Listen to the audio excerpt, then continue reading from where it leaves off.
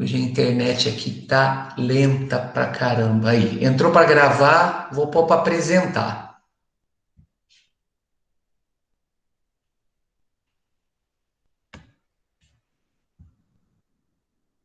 Perfeito. Bom, ficou para vocês, ficou faltando a resolução do exercício 4 e do exercício 5. Então, observe.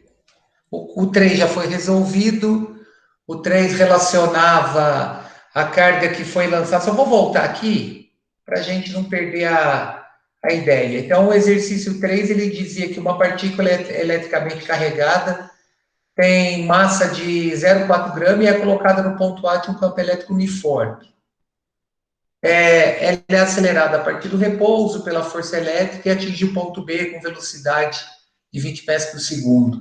Desprezando a ação da gravidade, calcule o trabalho realizado pela força elétrica no deslocamento dessa partícula de A para B. O que acontece? Existe um teorema que é chamado Teorema da Energia Cinética, que estabelece que o trabalho de uma força resultante é igual à variação da energia cinética do corpo. Ou seja, toda vez que eu aplico uma força num corpo e essa força causa um deslocamento, isso vai gerar a realização de trabalho. Então, observem, o trabalho dessa força resultante, no caso é a força elétrica, é a única força que age no corpo, para deslocar o corpo de A até B, é a variação da energia cinética. O que é essa variação de energia cinética?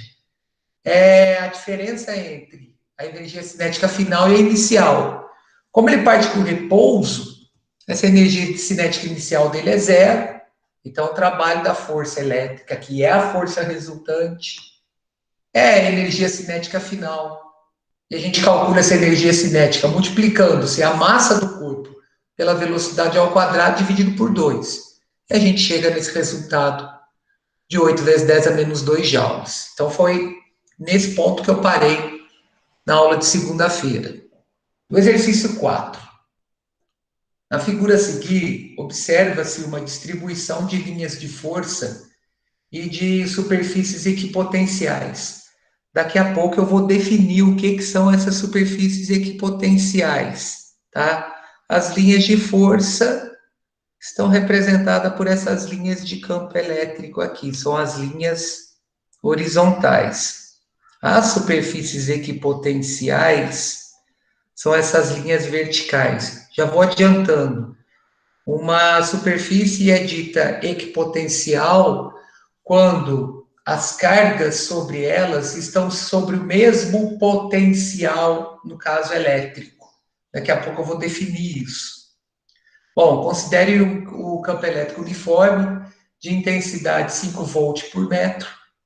O trabalho necessário para se deslocar uma carga elétrica de 2 vezes 10 a menos 6 coulombs do ponto A até o ponto B vale quanto em joule? Bom, qual que é a ideia aqui?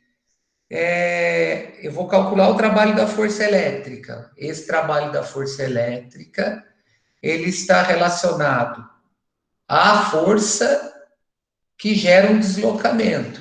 Então, o que nós temos? Olha lá, ó. O trabalho da força elétrica para deslocar o corpo do ponto A até o ponto B, não é aqui, tá? Nessa diagonal, é aqui, ó.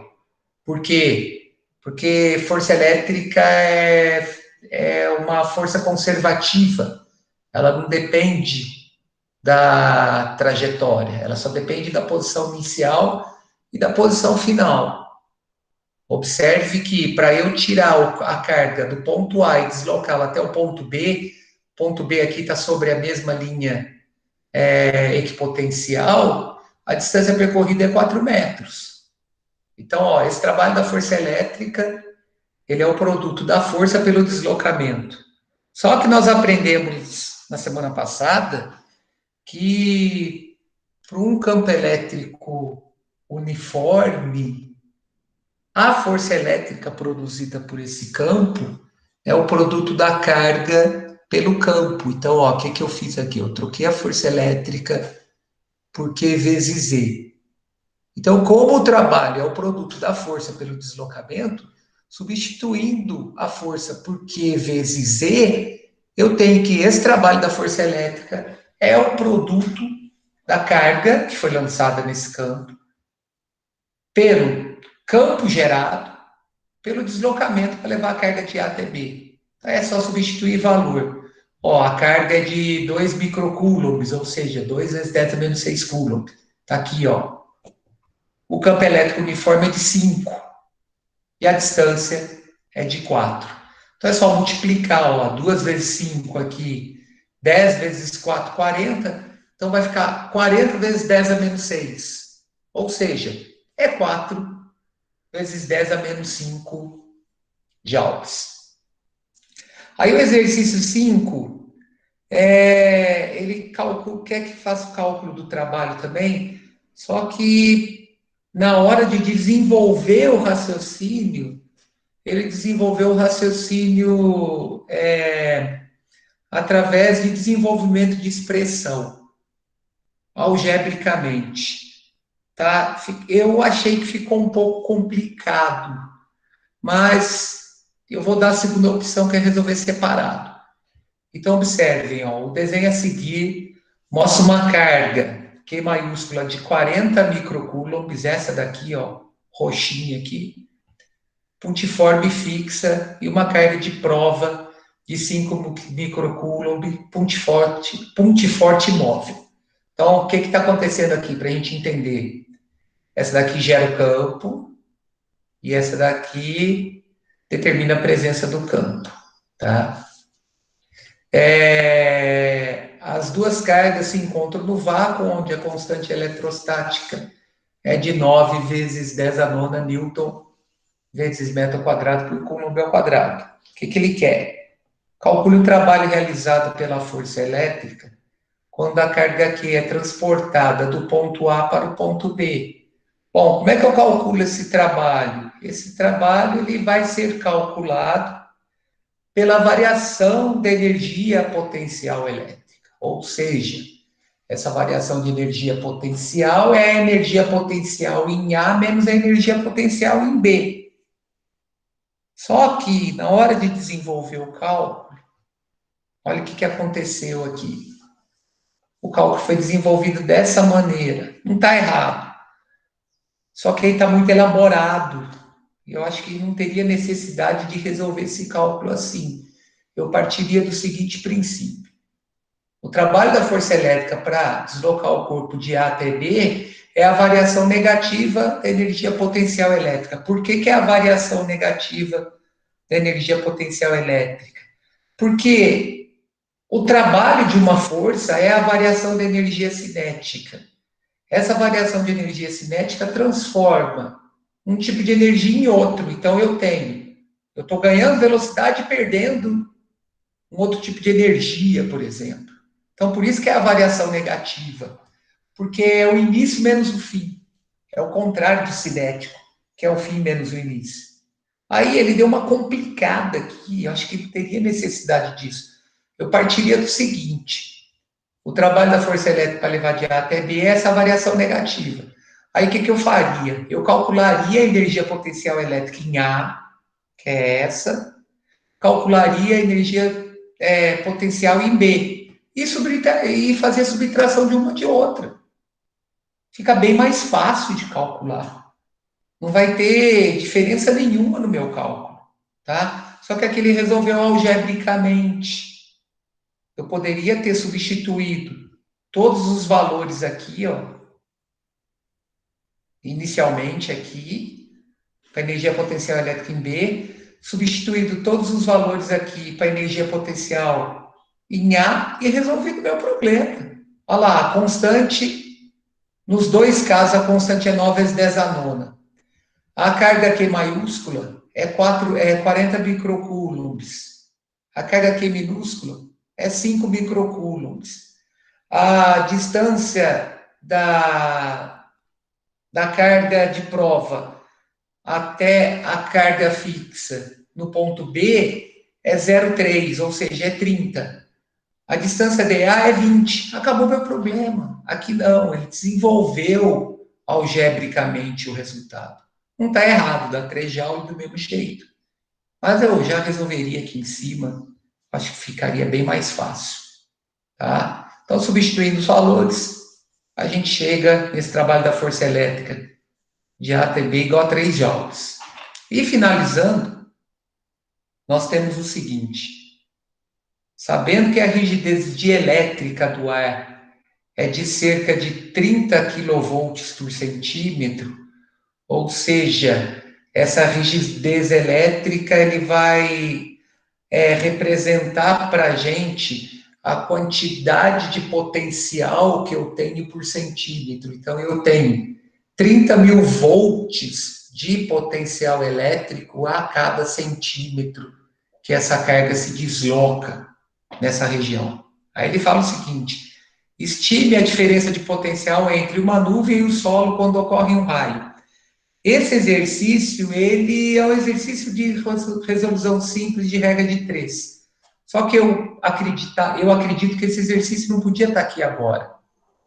Tá? Porque ele está falando de um assunto que nós não vimos ainda, que é a diferença de potencial, que eu vou definir daqui a pouco. Só que aqui é fácil, é só aplicar uma regra de 3. Essa estimativa também, ela vai dessa relação que eu tenho da distância de uma nuvem ao solo, que é em torno de 1.000 metros. Então, a ideia aqui vai ficar a seguinte, ó. A distância da base de uma nuvem que produz tempestades com raios até o solo é de cerca de 1.000 metros. Desse modo, se para a ruptura de rigidez dielétrica de uma camada de 1 centímetro de ar é necessário um potencial de 30.000 volts, ou seja, para eu quebrar essa camada de ar para que eu tenha a propagação do raio. Para cada centímetro, eu preciso de 30.000 volts para quebrar isso. Então, para uma camada de 1.000 metros, é necessário um potencial de 3 vezes 10 a nona volt. Por quê? Porque eu aplico uma regra de 3 simples. Olha lá, ó. Para 1 centímetro, eu tenho 30.000 volts, que é o dado do exercício. Para 1.000 metros, que são 10 a quinta centímetros, eu tenho X. Então, eu chego nesse valor de 3 vezes 10 a nona volt. Bom, então, ó, para essa semana, eu vou querer que vocês resolvam para mim, lá na seção Hora de Estudo, na página 60, os exercícios de 1 a 5. Tá? Para essa semana é isso. Porque eu acredito que eu não consiga chegar nos exercícios de potencial elétrico, porque tem muita teoria para explicar. Tá, mas não tem problema nenhum. Eu terminando a teoria hoje, segunda-feira a gente entra nas atividades. Então, para essa semana, ó, tá tranquilo. Exercício de 1 a 5. Na página 60 do volume 10, a entrega dessas atividades até dia 14, tá? Que é sexta-feira. Pessoal, até aqui beleza? Até aqui tranquilo, posso continuar. Eu vou entrar num assunto novo para a gente depois, semana que vem, resolver as atividades desse novo assunto, tá? Eu só vou verificar.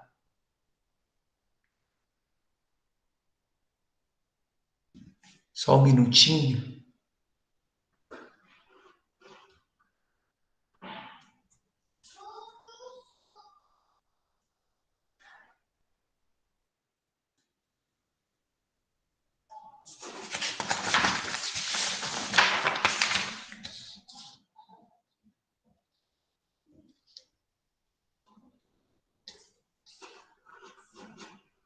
Beleza, pessoal. Bom, então esse assunto novo, que é potencial elétrico, ele também se encontra na página 40. Vamos entrar nessa teoria Aí, ó, potencial elétrico, volume 10, capítulo 20. Nossa teoria vai da página 40 à página 44. Antes de entrar no assunto da apostila, eu fiz um resuminho aqui de potencial elétrico, aproveitando o gancho dos exercícios que nós resolvemos. Então, observe. Potencial elétrico é a capacidade que um corpo energizado tem de realizar trabalho, ou seja, atrair ou repelir outras cargas elétricas. Então, por exemplo, eu tenho uma carga elétrica pontiforme que gera um campo elétrico ao redor dela. Esse campo elétrico que ela gerou ao redor dela, ela vai gerar uma região de perturbação. Onde, quando eu lanço uma carga nessa região, esse potencial elétrico gerado por essa carga pontiforme tem a capacidade de realizar trabalho sobre uma carga que se encontra nele. Ou seja, essa carga ela vai estar sob a ação de uma força elétrica qualquer, realizando um deslocamento. Então, se eu tenho força relacionada com deslocamento, eu tenho realização de trabalho, ou seja, eu tenho transformação de energia. Bom, com relação a um campo elétrico, interessa-nos a capacidade de realizar trabalho associada ao campo em si, independentemente do valor da carga Q colocada num ponto desse campo. Para medir essa capacidade, utiliza-se a grandeza potencial elétrico. Então, vamos defini-la. Então, ó, similar ao campo elétrico, mas com características escalares. Por quê? Porque no caso aqui eu estou envolvendo energia, existe uma grandeza denominada potencial elétrico. Em vez de comparar por intermédio de uma razão o módulo da força elétrica sofrida por uma carga de prova e o módulo dessa carga, o potencial elétrico em um ponto qualquer do espaço compara, também por meio de uma divisão, a energia potencial elétrica de um sistema de cargas e seus valores, não mais em módulo. Simplificadamente, o potencial elétrico em um ponto P determina a capacidade de se adquirir energia potencial elétrica naquele ponto, inserindo-se uma carga de prova aqui. Então, isso daqui é importante, tá, pessoal? A capacidade de se adquirir energia potencial naquele ponto. Então, esse potencial elétrico vai determinar a capacidade de realização de trabalho de uma carga de prova num ponto qualquer. Ou seja, a transformação de uma energia, de um tipo de energia em energia elétrica, por exemplo. Aí, eu inseri uma fórmula aqui para a gente poder entender, para a gente poder lembrar essa relação de campo elétrico aqui, ó. Observe que o campo elétrico, que é a região de perturbação, ele depende da carga de prova e do quadrado da distância. Só que essa carga de prova, ela é uma carga de prova que tem que estar em módulo. Por que essa carga de prova tem que estar em módulo? Porque ela representa uma grandeza vetorial. Esse campo elétrico representa uma grandeza vetorial. Então, por isso que eu modulo a carga, porque eu posso ter campo elétrico gerado por carga positiva, campo elétrico gerado por carga negativa. Então, como o campo elétrico é uma grandeza vetorial, eu tenho que modular o valor dessa carga. Agora, o potencial elétrico não. O potencial elétrico vai determinar a capacidade de realização de trabalho dessa carga fixa, ele está relacionado à energia, então ele é uma grandeza escalar. Então, observe, assim como no caso do campo elétrico, o potencial elétrico em um ponto qualquer do espaço não depende do valor da carga de prova que é colocada nele. Depende apenas das cargas que geram o potencial elétrico naquele ponto. Por quê? Porque a carga ela vai gerar um campo elétrico ao redor dela, que é uma região de perturbação, e tudo que eu lançar ali, quem é lançado ali vai pressentir a presença deste campo. Mas quem que gera o potencial? A carga fixa, tá? Ó, a carga de prova, se aumentada ou diminuída, faz variar proporcionalmente apenas sua própria energia potencial elétrica, mantendo constante o potencial elétrico naquele ponto. Vou fazer uma comparação aqui.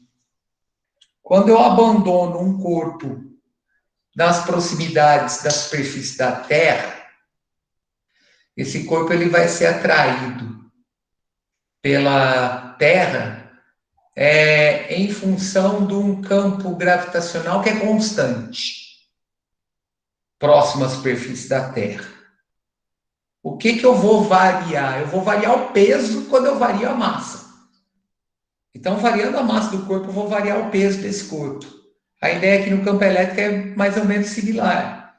Eu vou variar o potencial elétrico quando, na carga, quando eu vario o valor dessa carga de prova.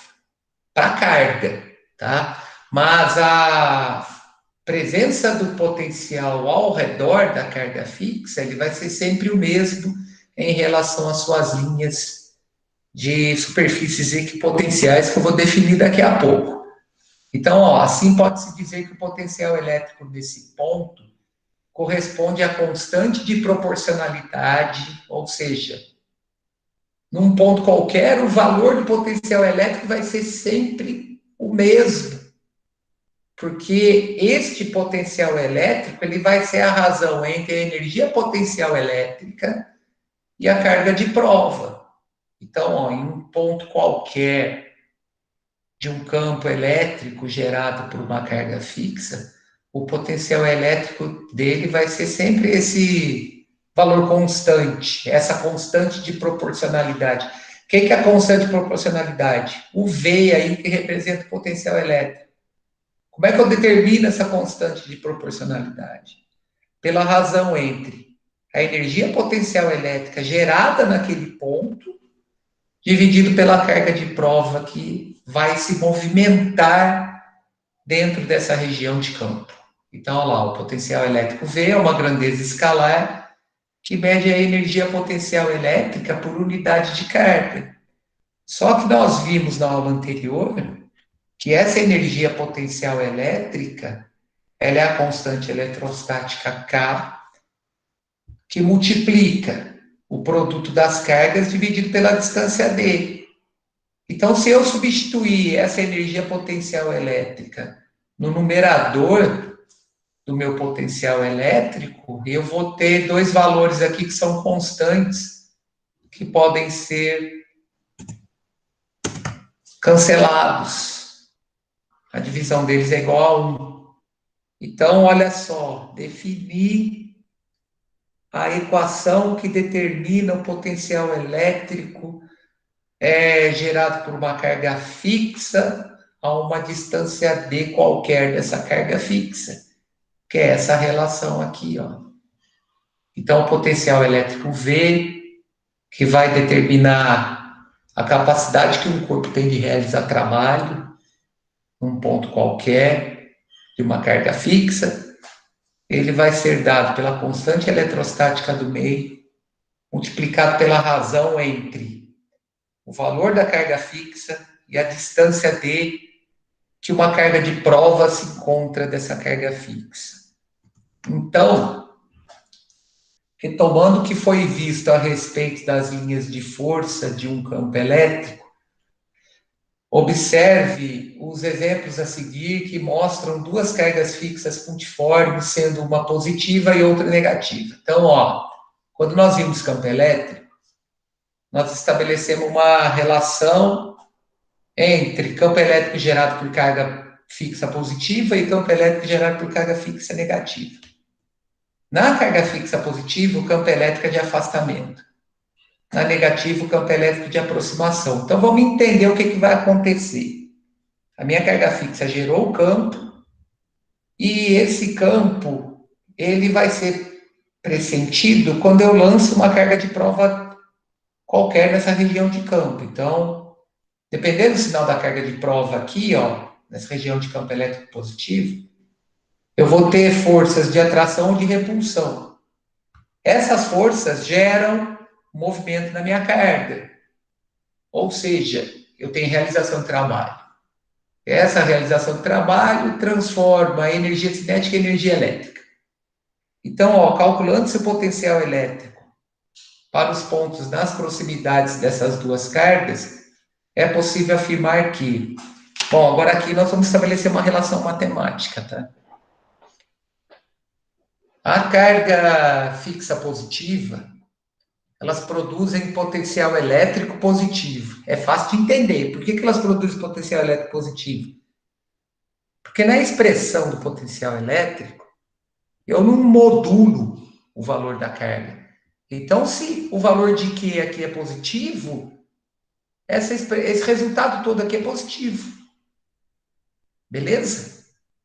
Então, como o potencial elétrico é dado pela relação entre a constante eletrostática do meio multiplicada pela razão entre a carga fixa e a distância, quanto maior a distância D até a carga Q, menor é o potencial elétrico nesse ponto. É fácil de entender, pessoal. Olha só. Eu tenho uma carga de prova aqui nesse ponto aqui. A essa distância D. Se eu dobrar a distância, eu divido por 2 esse resultado aqui. Então, quanto maior a distância, para o valor de K e de Q constantes, menor é o resultado dessa expressão. Então, conforme eu vou aumentando essa distância, o potencial elétrico em relação à carga fixa vai diminuindo.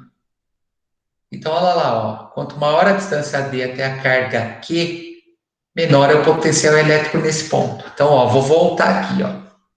Vamos supor que eu tenho uma carga num ponto P que está a uma distância D da carga positiva. Se eu passar essa carga para um ponto onde a distância é o dobro, o valor do potencial divide por 2. Se eu quadruplicar a distância, o valor do potencial divide por 4. Se eu jogar essa carga no infinito, o potencial vai ser nulo, porque eu vou dividir um valor fixo por infinito, vai dar zero. Tá? Aí o que vai acontecer com a carga negativa? Cargas elétricas negativas produzem potenciais elétricos negativos. É fácil de entender também, ó. Como o potencial elétrico é dado por essa expressão, V igual a KQ sobre D, como o valor de Q aqui é um valor negativo, o valor dessa expressão inteira é negativo também. Então, cargas elétricas negativas irão produzir potenciais elétricos negativos. Aí aqui inverte.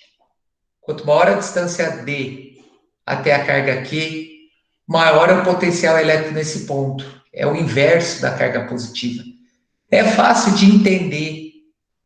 Em relação ao valor numérico negativo, quanto menor o módulo do valor numérico, mais próximo de zero eu vou estar, pensando numa reta numérica. Então, quanto mais próximo da origem estiver meu valor negativo, maior é o valor negativo. É só fazer uma relação. Entre menos 3 e menos 1 é maior que menos 3. Está mais próximo da origem. Então, aqui o que vai acontecer? Quanto maior for o valor de D, ó, quanto maior for o valor de D, menor vai ser o resultado dessa expressão. Menor o resultado negativo, ou seja, maior é o potencial. Tá? Isso ocorre porque no infinito o potencial é nulo e próximo da carga o potencial é negativo.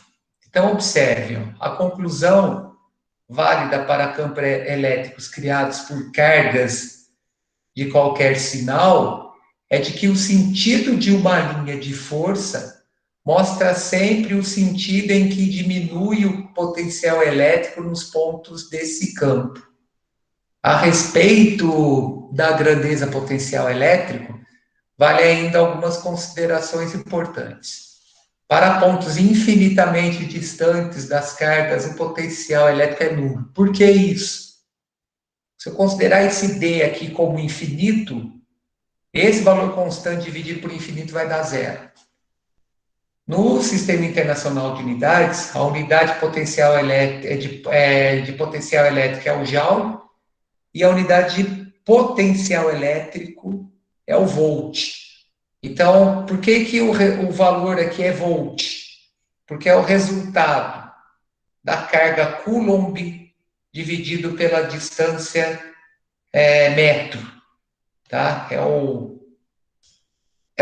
São as unidades do Sistema Internacional. Ou volt por metro também está relacionado a esse valor. Bom, volt por Coulomb, aliás. Como o potencial elétrico não depende da carga de prova, olha lá, ó, depende do meio K, da carga fixa que origina e da distância d dessa carga de um ponto qualquer, não é necessária a presença de uma carga de prova em certo ponto do espaço para que esteja associada a ele determinado potencial elétrico. Então, ó, só voltando aqui, ó, ele diz o seguinte, que a conclusão é válida para campos elétricos criados por carga de qualquer sinal e é que o sentido de uma linha de força mostra sempre o sentido em que diminui o potencial elétrico nos pontos desse campo. Então, por exemplo, aqui, ó, campo elétrico gerado pela carga positiva. O sentido da linha é o sentido de afastamento. Então, quanto maior for a distância nesse sentido da linha, menor é a influência do campo elétrico nesse ponto. Aqui é a mesma coisa, pensando num valor em módulo. O sentido da linha de campo é o sentido de aproximação.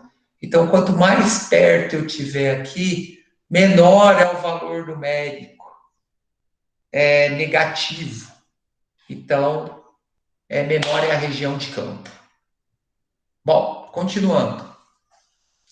Aí a ideia é a seguinte: como o potencial elétrico é uma grandeza escalar, eu não necessito de fazer soma vetorial para chegar no resultado de um potencial elétrico resultante num ponto P qualquer de uma região sobre influência de várias cargas elétricas gerando campos. Então, ó, em determinado meio, são colocadas algumas cargas elétricas aqui, de Q1 até Q4.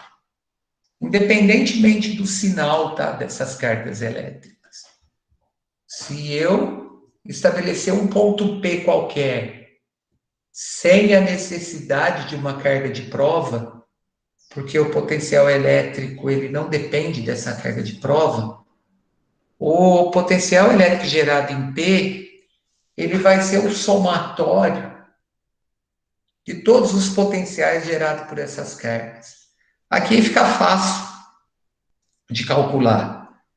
O potencial elétrico, por exemplo, gerado em P, devido à ação da carga Q1, é a constante vezes o valor dessa carga dividido por essa distância aqui, ó. Então, eu vou relacionar o valor da carga por essa distância, o valor da carga Q2 com essa distância, da Q3 com essa e da Q4 com essa. Calculando o potencial elétrico individualmente de cada carga geradora, eu faço o somatório, eu faço a soma algébrica e chego no potencial elétrico gerado aqui em P. Então, observe, ó, o potencial elétrico em um ponto P é determinado pela soma aritmética dos potenciais de cada uma dessas cargas desse ponto. Então, calculo individualmente, somo normal, tá? Não preciso fazer representação vetorial para fazer essa soma. Aqui 3 mais 4 é 7, tá? É o que eu disse nas aulas anteriores. Em vetor, 3 mais 4 pode ser 7. Aqui não, 3 mais 4 é 7. Por quê? Porque eu faço a soma aritmética, tá? Então, em um ponto P qualquer dessa região, pode-se determinar o potencial elétrico relativo à distribuição das diversas cargas colocadas nas suas proximidades. Para tal, deve somar algebricamente os potenciais elétricos de cada uma das cargas em relação a esse ponto.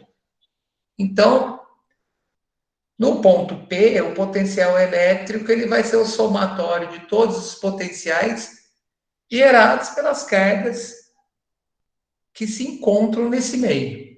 Tá? Então, aqui, como eu tenho 4 cargas relacionadas, o potencial elétrico em P vai ser o somatório desses 4 potenciais.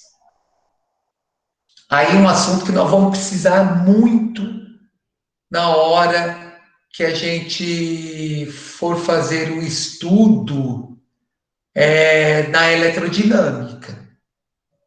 Tá? Na eletrodinâmica, nós vamos se preocupar com o movimento das cargas e com as causas que provocaram esse movimento. Então, ó, no estudo qual que é o assunto? É a diferença de potencial entre 2 pontos. Então, observem, ó, no estudo da eletrodinâmica, que será iniciado em breve, a expressão diferença de potencial é muito utilizada. Assim, é essencial que seu significado seja conhecido e que se saiba como ela pode ser calculada. Então, observe. Em um campo elétrico, a diferença de potencial entre 2 pontos quaisquer A e B, cujos potenciais elétricos são VA e VB, como a própria expressão sugere, é dada pela diferença algébrica desses potenciais. Aí eu coloquei um esqueminha aqui para ficar mais legal da gente entender. Eu fiz isso daqui, ó. Eu tenho uma carga fixa aqui, positiva, gerando um campo elétrico de afastamento ao redor dessa carga positiva. Aí eu tenho um ponto A aqui, próximo a essa carga positiva, e o ponto B mais afastado, onde nessa região de campo elétrico gerado por essa carga positiva, eu lancei uma carga de prova também positiva. Ou seja, como essa minha carga de prova é positiva, a força elétrica ela vai ter a mesma direção e sentido das linhas de campo. Certo? Então, olha lá, ó, gera um campo elétrico de afastamento e eu gero uma força elétrica de repulsão. Aí, como é que eu calculo essa diferença de potencial? Eu faço a diferença numérica entre os valores do potencial em A e em B. Aqui, ó, o próprio nome sugere isso.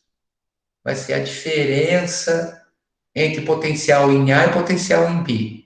Então, ó, calculo o potencial em A aqui relacionado a essa distância dA, né, no caso.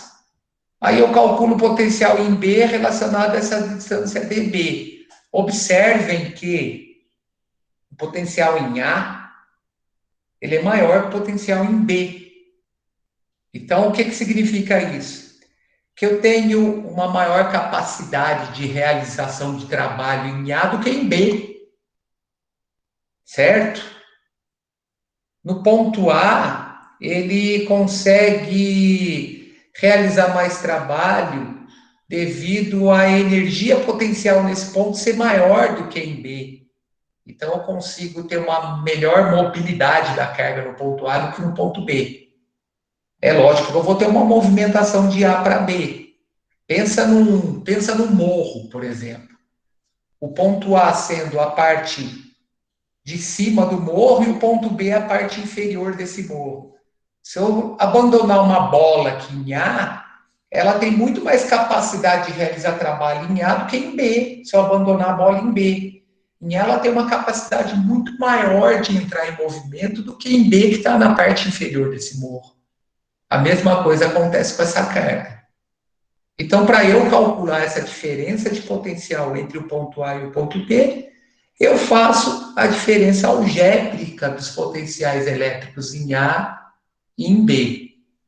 É simples, pela própria expressão.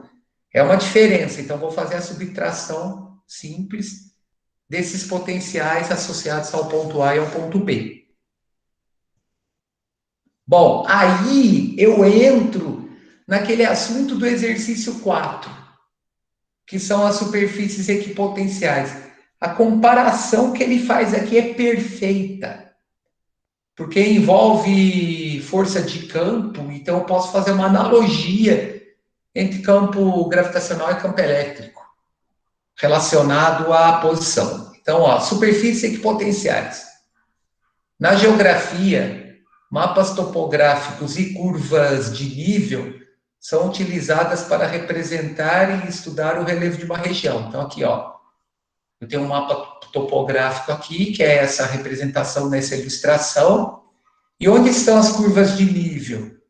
Essas linhas fechadas aqui, ó. Eu tenho essa daqui de 1050, essa daqui de 950. O que significa isso? Significa que qualquer corpo que se encontra sobre essa curva de nível de 1050 metros, por exemplo, está sobre a mesma superfície equipotencial relacionada à altura que eu me encontro de um plano de referência. Então, se eu considerar, por exemplo, aqui o nível do mar, qualquer corpo sobre essa curva de nível aqui de 1050 metros está sob a influência da mesma energia potencial gravitacional. Que essa energia potencial gravitacional relaciona a massa do corpo, a aceleração da gravidade no local e a altura que esse corpo se encontra de um plano de referência. Então, todo mundo que se encontra aqui, ó, nessa curva de nível de 1050, está sob a influência da mesma energia potencial gravitacional. A mesma coisa aqui, ó. Todo mundo que se encontra sobre essa curva de nível de 950 está sobre a influência do mesmo potencial gravitacional. Então, ó, a vantagem das curvas de nível é a possibilidade de representar no plano a grandeza a altura. Então, todo mundo aqui está à mesma altura de 1050 e aqui todo mundo à mesma altura de 950. Tá? Aí, fazendo uma comparação, nessa curva de nível aqui, os corpos estão a uma altura 100 metros acima dos corpos que se encontram nessa curva. É só fazer a diferença aqui, ó. Diferença de potencial, né? Então, ó, a vantagem das curvas de nível é a possibilidade de representar no plano a grandeza a altura. Ao longo de cada uma dessas curvas, a altura é constante. Algo semelhante pode ser feito para representar a grandeza potencial elétrica. Em um campo elétrico qualquer, uma superfície é chamada de equipotencial quando todos os seus pontos apresentam o mesmo potencial elétrico. Esse tipo de superfície pode apresentar um formato geométrico qualquer, obedecendo-se à regra de que as linhas de força desse campo são sempre perpendiculares, ou seja, normais às superfícies equipotenciais. Daqui a pouco eu vou mostrar isso. Bom, as linhas de nível de um mapa indicam os pontos de mesma altura e, consequentemente, mesmo potencial gravitacional. De modo semelhante, as superfícies equipotenciais indicam pontos em que o potencial elétrico é o mesmo. Bom, vou fazer o seguinte, pessoal. Vou dar um intervalinho para a gente poder tomar uma água. Vocês estão desde as 7h15 e 10 horas eu volto. Beleza? É outro link para a gente acessar a aula das 10 horas. Tá? Então, um abraço, até daqui a pouco, já que a gente volta.